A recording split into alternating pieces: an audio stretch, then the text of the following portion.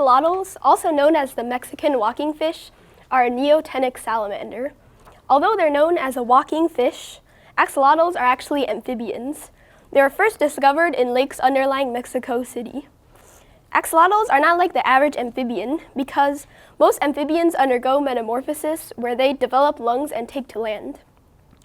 Axolotls, on the other hand, stay gilled and therefore cannot stay on land. They're not only different from amphibians due to their avoidance of metamorphosis, they can also regenerate limbs. Studies from James Godwin state that while some animals can regenerate limbs, axolotls do it the best out of all of them.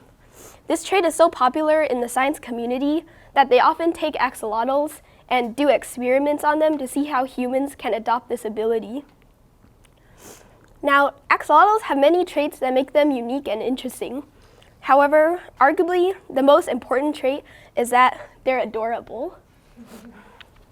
If you look up a salamander, all you'll see is a slimy stick of an animal. But if you look up an axolotl, you'll see a smiling face swimming around without a care in the world. This creature is not only scientifically and physically amazing, it also has mythological roots. Based on Aztec mythology, there was once a god of death named the Axolotl. Many people believed that he was ironically fearful of death himself, so he transformed into an axolotl to escape his own demise.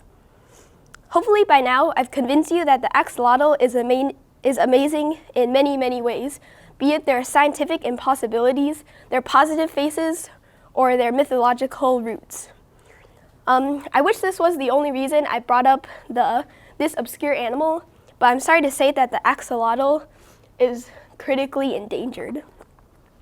You might think that this isn't really a big deal. There are millions of other problems that might be more important.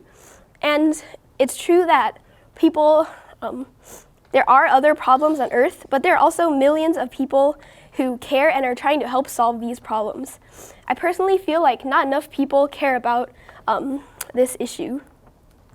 Imagine having a completely unique specimen with traits unheard of just vanish from the Earth forever.